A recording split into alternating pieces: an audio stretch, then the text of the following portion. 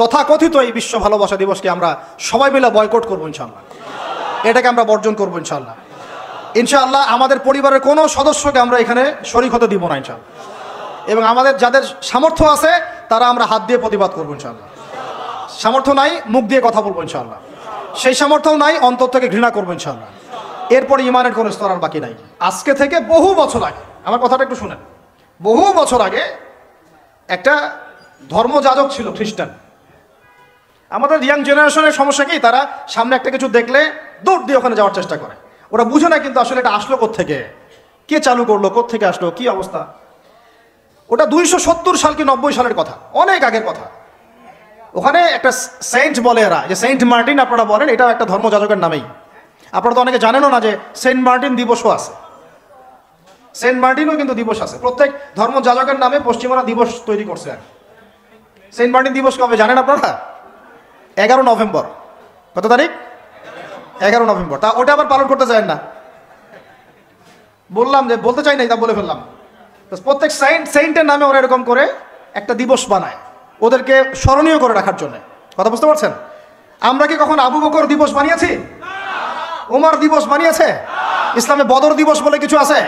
উহুদ দিবস আছে? মক্কা বিজয়ের দিনও কি আমরা বিজয় দিবস পালন করি? ইসলামে আছে ঈদ উল ফিতর, ঈদ উল আজহা। কি আছে? ঈদ উল ফিতর, ঈদ উল আজহা আছে। আমাদের আশুরা আছে, মুহররম আছে, ওখানে ইবাদত আছে। তারপরে আমাদের আরাফার দিনে সোয়ামের ব্যাপার আছে, জিলহজে হজের ব্যাপার আছে, রমাদানের ব্যাপার আছে। এইগুলো আছে। আমরা কি নির্দিষ্ট করে কোনো দিনকে শুভ অশুভ এরকম ফিক্স করি? এই দিনটা শুভ, এই দিনটা অশুভ? নাউজুবিল্লাহ। এগুলো তো শিরক। এগুলো কি? ওই সাইন্টের নাম ছিল ভ্যালেন্টাইন।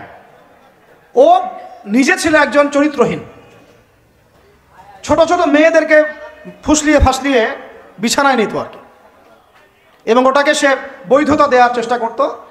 ওদের জেনারেশন, ওদের প্রজন্ম তো এরকমই। দেখেন না আপনারা পশ্চিমে, ওদের ওখানে কি বলে ফ্রি, মানে যে যার সাথে ইচ্ছা করতে পারে। এখানে বৈবাহিক সম্পর্ক করে সেক্স করতে হবে জরুরি না। ওখানে যে এটা বাক স্বাধীনতা, ওদের ব্যক্তি স্বাধীনতা। ইচ্ছা হইলে একজন মদ খাইলো গিয়ে রাত কাটাইলো, কোনো সমস্যা নাই। ইচ্ছা হইলে একটা ছেলের সাথে রাত কাটাইলো, কোনো সমস্যা নাই। নাউজুবিল্লাহ। ইচ্ছা হইলে একটা হিজড়ার সাথে রাত কাটায়, কোনো সমস্যা নাই। ইচ্ছা হইলো, মানে কি বলবো, একটা ছেলে 5টা মেয়ের সাথে একসাথে জেনা করলো, তাও সমস্যা নাই। 5টা ছেলে মিলে একটা মেয়ের সাথে জেনা করলে কোনো সমস্যা নাই। এইগুলো আরো ভিডিও করে করে করে করে ইন্ডাস্ট্রি বানাইছে এরা। ওই ইন্ডাস্ট্রির নাম দিয়েছে পর্ন ইন্ডাস্ট্রি। কি ইন্ডাস্ট্রি? এগুলো যেগুলো অনলাইনে দেখানো হয়, এগুলো কোনোটা বাস্তব না, রিয়েল না।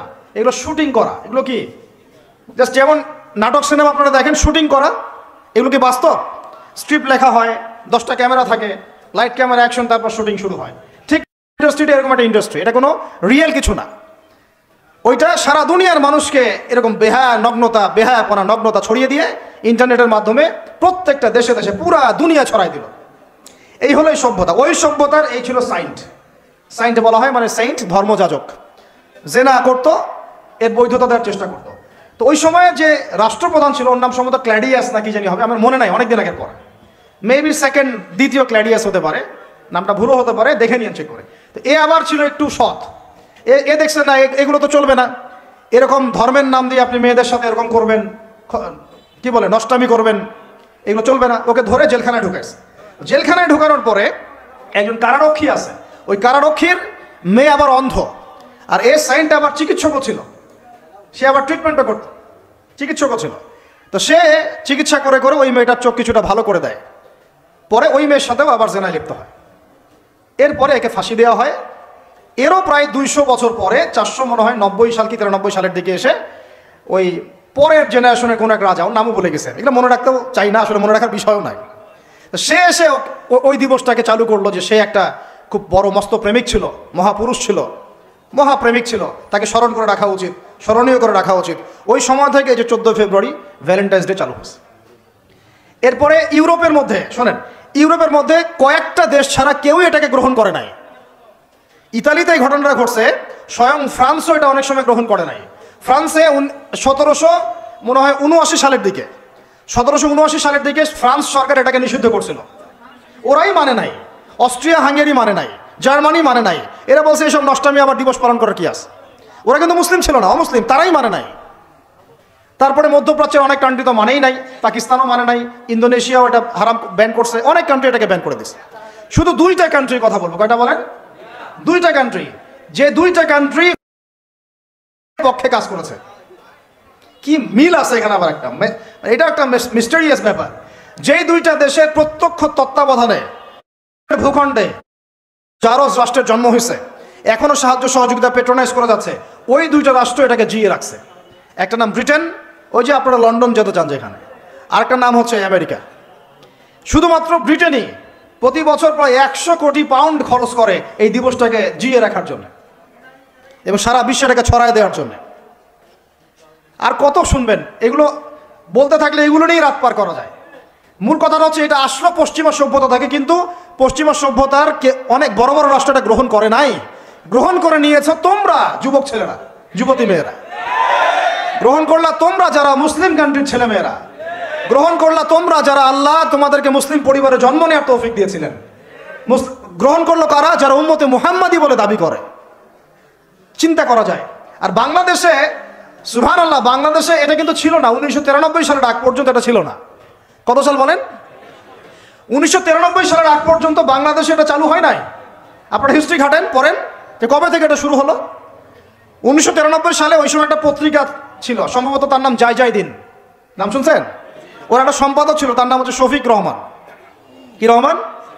অনলাইনে ঘাটেন, দেখেন পাবেন।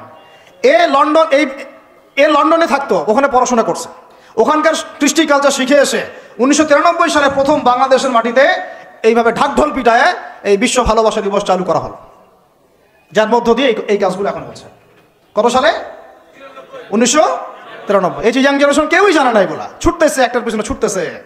আমাদের ইয়াংদের মূল প্রবলেম এটা, একটা সামনে কিছু দেখলেই দৌড় দেওয়া শুরু করো, আর দাঁড়াও রে ভাই, দেখো এটা কার, কোত্থেকে আসছে, এর সাথে আমাদের কোনো সম্পর্ক আছে কিনা, এটা আমাদের সংস্কৃতি কিনা, এটা করলে আল্লাহ আবার আমাকে ধরবে কিনা, রাসূল আবার আমার উপর রাগ হবে কিনা কিয়ামতের মাঠে, আমার আমল নামে আবার গোনা জমাবে কিনা, এগুলো হিসাব আমি কেমন করে দিব, এই চিন্তা করতে হবে না? তুমি তো ভাই মুসলিম পরিবারের যুবক, মুসলিম পরিবারের যুবতী, তোমাদের দ্বারা তো এটা আশা করা যায় না। অন্যরা করে করুক, সেটা না হয় আলাদা বিষয়, আমরা ওগুলো দেখতেও চাই না কে কি করে। 1993-তে এটা বাংলাদেশে আসে, আবার বাংলাদেশে আবার ডাবল জাহেলিয়াত আসছে, কিরকম, যেটা আবার অন্য কান্ট্রিতে আসে নাই। বাংলাদেশে এই দিনে আবার আরো একটা দিবস একসাথে, ওটার নাম পহেলা ফাল্গুন। কি নাম বলেন? এই দুইটা মিলে এখন উদযাপন হবে কালকে থেকে। তো এই উদযাপন করতে আপনাদের সাগর পারে সব ভিড় জমায় ফেলছে, হোটেল সব বুকড, 3 গুণ 4 গুণ ভাড়া। মাশাআল্লাহ, আপনারাও তো যারা হোটেল মালিক আছেন এই সুযোগ লুফে নিচ্ছেন। হ্যাঁ, ব্যবসা বেশি হবে, তারপরে খাওয়া দাওয়ার হোটেলের প্রাইস বেশি হবে। শোনেন, একটা হারামকে কেন্দ্র করে যা কিছু অর্জন করবেন সব হারাম। একটা হারামকে কেন্দ্র করে যা কিছু অর্জন করবেন আপনি সবই হারাম। বরং এখন আপনার